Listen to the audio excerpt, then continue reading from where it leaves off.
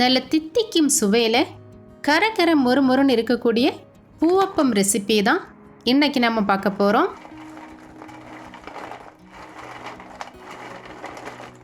இந்த ஃபெஸ்டிவல் டைமில் நீங்கள் நினச்ச உடனே டக்குன்னு ரெடி பண்ணக்கூடிய ஒரு சூப்பரான ஸ்நாக்ஸ் ரெசிபி இது. இப்போது இந்த பூவப்பம் எப்படி செய்கிறதுன்னு பார்க்கலாம் வாங்க. இதுக்கு 1/2 கிலோ அளவுக்கு மைதா மாவு எடுத்து ஒரு பவுலில் எடுத்து வச்சுருக்கேன்.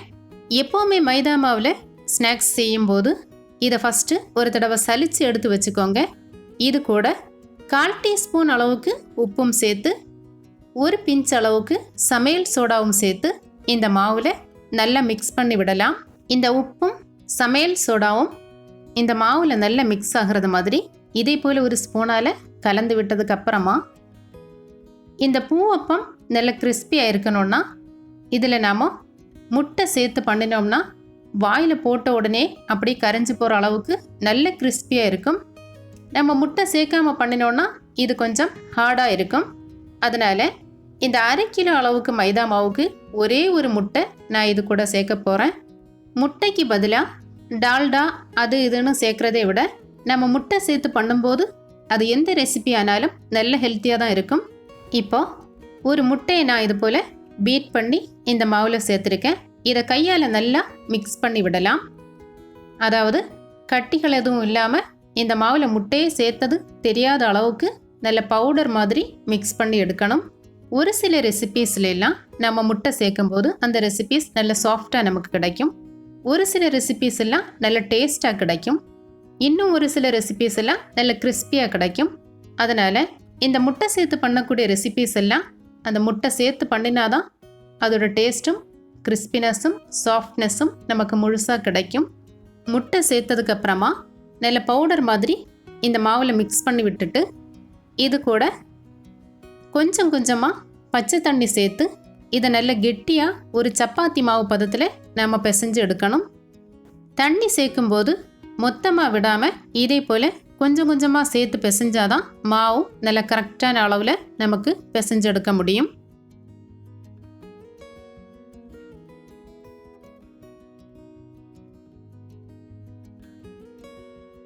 இதே போல் குறைஞ்சது ஒரு 10 நிமிஷமாவது இந்த மாவை நல்லபடியாக பிசைஞ்சு வச்சாதான் நம்ம இதை இனி சப்பாத்தி மாதிரி பரத்தி எடுக்கும்போது நல்லா சாஃப்டாக பறந்து வரும்.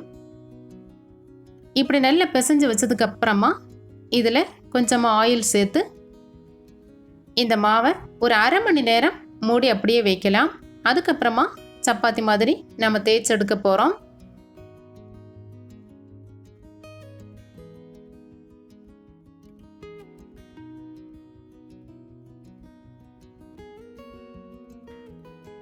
அரை மணி நேரம் கழித்து நம்ம இந்த மாவை எடுத்து இதை 4 பங்காக கட் பண்ணி எடுக்க போகிறோம். ஒரு கத்தி வச்சோம் இல்லைன்னா இப்படி ஒரு பீஸா கட்டரை வச்சோம் நம்ம கட் பண்ணி எடுத்துட்டோம்னா ஈஸியாக வந்துடும். நம்ம சின்ன சின்ன சப்பாத்தியை இடுறதை விட இப்படி மாவை 4 பங்காக வச்சு பெரிய சப்பாத்தியை இட்டு கட் பண்ணி எடுத்துட்டோம்னா நமக்கு வேலை ஈஸியாக முடிஞ்சிடும். அதுக்காக தான் 4 பங்காக கட் பண்ணி எடுத்த இந்த மாவை இதே போல் பெரிய உருண்டையாக்கி ஒரு பவுலில் எடுத்து வைக்கலாம். ஒவ்வொரு தடவையும் சப்பாத்தி தேய்க்கும் போது ஒவ்வொரு உருண்டையாக எடுத்து தேய்ச்செடுத்தா போதும்.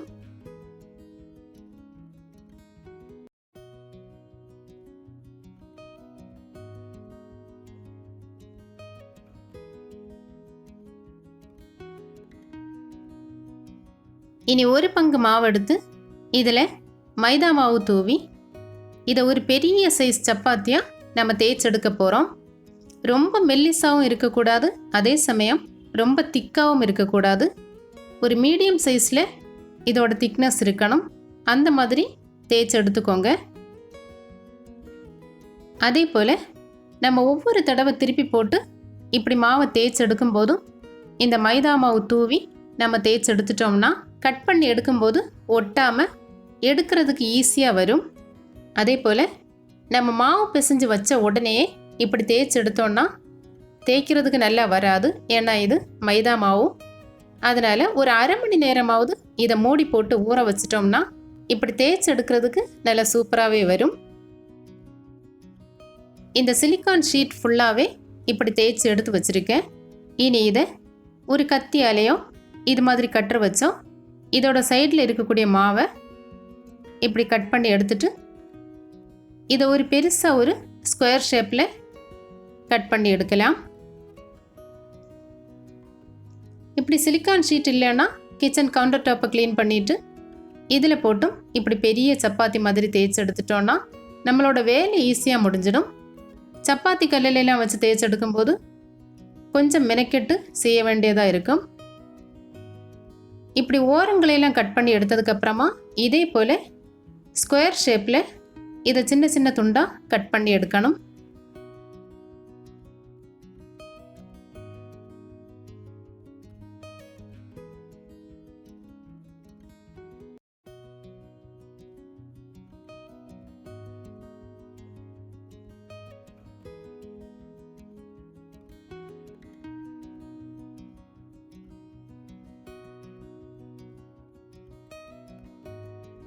இதே போல் கட் பண்ணி எடுத்தால் போதும்.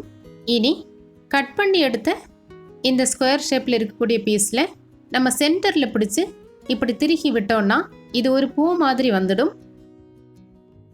இப்படி கட் பண்ணி எடுத்த எல்லா துண்டுகளையும் இதே போல் நாம் ஒரு பூ ஷேப்பில் பண்ணி எடுக்க போகிறோம். இது ரொம்ப கஷ்டமான வேலை ஒன்றும் கிடையாது, நல்ல இன்ட்ரெஸ்டிங்காக பண்ணக்கூடிய ஒரு வேலை தான். இப்படி நம்ம திருகி எடுத்ததுக்கப்புறமா இது பார்க்குறதுக்கு ஒரு பூ மாதிரி இருக்கும். அதனால தான் இதுக்கு பூவப்பம்னு பேர் வந்தது. இது ஒரு பழமையான ரெசிபி தான். இது நிறைய பேருக்கு தெரிஞ்ச ஒரு ரெசிபியாக தான் இருக்கும். தெரியாதவங்க மறக்காமல் கமெண்ட் பண்ணுங்க.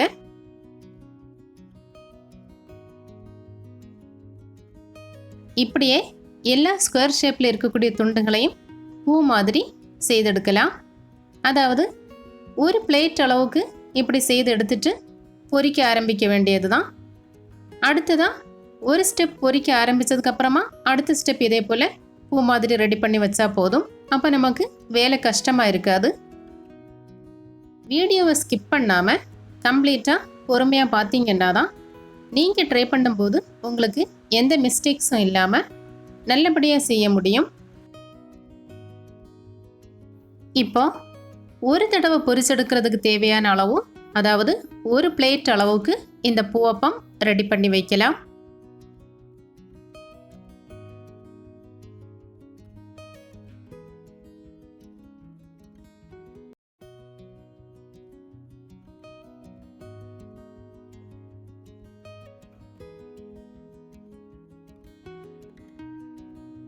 இப்படி ஒரு பிளேட் அளவுக்கு இந்த பூவப்பம் ரெடி பண்ணி வச்சதுக்கு அப்புறமா இனி பொரிக்க ஆரம்பிக்க வேண்டியது தான்.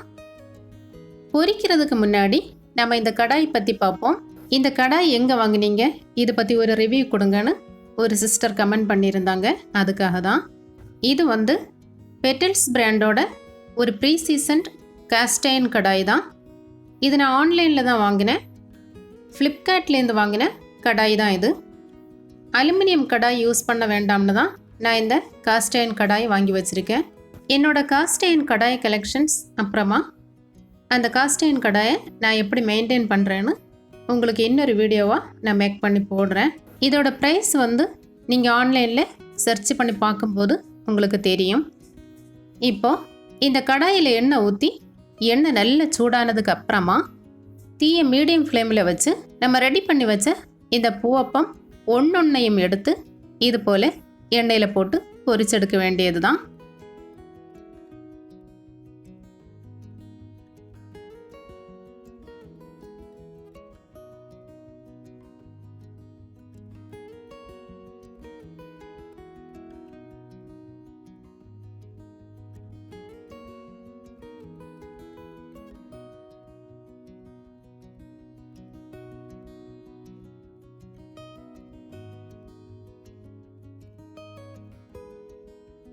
இப்படி கரண்டியால் திருப்பி திருப்பி போட்டு ரெண்டு பக்கமும் ஒரே மாதிரியாக வெந்ததுக்கப்புறமா இதோட சத்தம் நின்னதும் இது லைட்டாக கலர் மாற தொடங்கும்.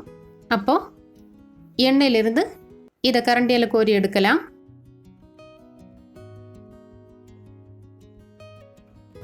இப்படி நல்லா வெந்து இதோட சத்தம் நின்னதும் ஒரு அரிப்பு கரண்டியால் கோரி ஒரு வடிகட்டியில் நம்ம இந்த எண்ணெய் வடிகிறதுக்கு வைக்கலாம்.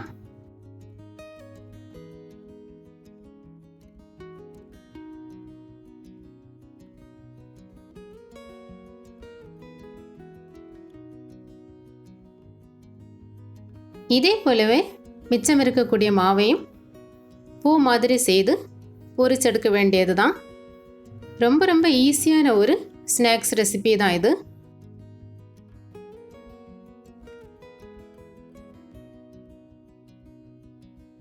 ஒரு பக்கம் எண்ணெயில் இது போல் வெந்துட்டு இருக்கும்போதே இன்னொரு பக்கம் இந்த மாவை பருத்தி நம்ம கட் பண்ணி இது போல் பூ மாதிரி செய்து ஒரு பிளேட்டில் அடுக்கி வச்சிட்டோம்னா ஒரு ஸ்டெப் வெந்ததும் அடுத்த ஸ்டெப் டக்குன்னு போட்டு பொரிச்செடுக்கலாம்.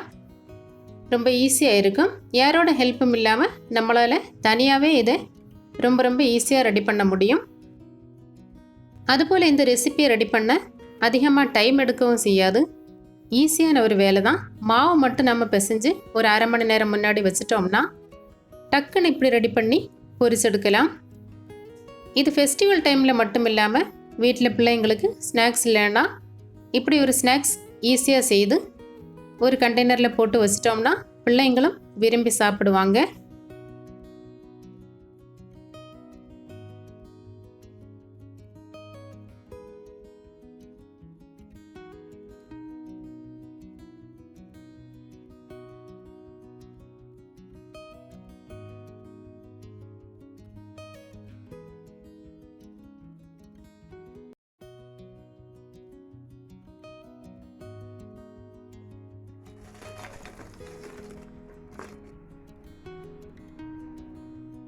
அவ்வளோதான். நல்ல கரகர மொறுமொறுன்னு நல்ல சூப்பராகவே ஒரு டேஸ்டியான ஸ்நாக்ஸ் ரெசிபி நம்ம பார்த்துட்டோம். இதை அப்படியே சாப்பிடணுன்னாலும் சாப்பிடலாம். ஆனால் இதை இன்னும் டேஸ்ட்டாக மாற்றணுன்னா இதில் நாம் பாகு சேர்த்து இதை ரெடி பண்ணி வைக்கணும். சீனி பாகம் சேர்க்கும்போது இது இன்னும் நல்ல டேஸ்ட்டாக இருக்கும். இப்போது நம்ம பொரிச்செடுத்த இந்த பூவப்பத்தை இப்படி ஒரு பெரிய பிளேட்டில் கொட்டி ஆற வச்சதுக்கப்புறமா ஒரு பாத்திரத்தில் 1 கப் அளவுக்கு சீனி சேர்த்து இது கூட அரை கப் அளவுக்கு தண்ணியும் சேர்த்து இந்த சீனியை பாகு காய்ச்சணும்.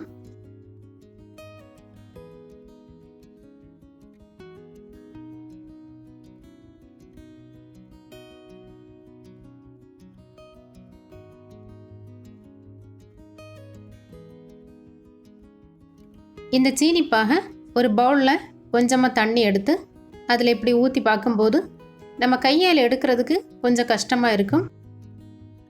இந்த மாதிரி நல்ல கம்பி பதம் வந்ததுக்கப்புறமா ஸ்டவ் ஆஃப் பண்ணி இந்த பாகு கொஞ்சம் ஆறுனதுக்கப்புறமா ஒரு ஸ்பூனால் கோரி நம்ம ரெடி பண்ணி வச்ச இந்த பூவப்பம் மேலே அப்படியே ஊற்றலாம்.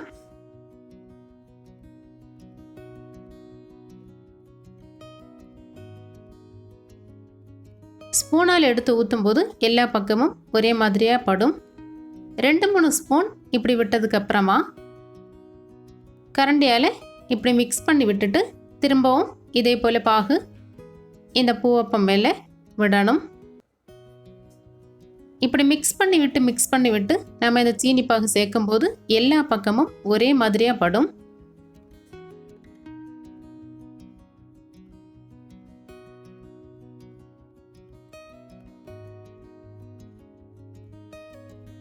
இப்படி எல்லா சீனி பாகையும் இதில் சேர்த்ததுக்கு அப்புறமா இதை கொஞ்ச நேரம் ஆற விட்டு இந்த சீனி பாகு இந்த பூவப்பம் மேலே நல்லா காஞ்சதுக்கு அப்புறமா இப்படி கையால் உதிர்த்து விட்டு ஒரு ஏர்டைட் கண்டெய்னரில் போட்டு ஸ்டோர் பண்ணி வைக்க வேண்டியது தான். அவ்வளோதான். ஃபெஸ்டிவல் டைமில் ரொம்ப கஷ்டப்பட்டு வேலை பார்க்காம இதே போல் ஒரு ஈஸியான ஸ்நாக்ஸ் ரெசிபி செய்து ட்ரை பண்ணி பார்த்துட்டு உங்களோட கருத்துக்களை மறக்காமல் கமெண்ட் பண்ணுங்கள். இந்த ரெசிபி உங்களுக்கு பிடிச்சிருந்துன்னா வீடியோவுக்கு கண்டிப்பாக ஒரு லைக் பண்ணுங்கள். நம்ம சேனலோட ரெசிபீஸ் எல்லாம் உங்களுக்கு பிடிச்சிருந்தா சேனலை மறக்காமல் சப்ஸ்கிரைப் பண்ணி வச்சுக்கோங்க. இன்னும் அடுத்தடுத்த ரெசிபியில் சந்திக்கலாம். தேங்க்யூ.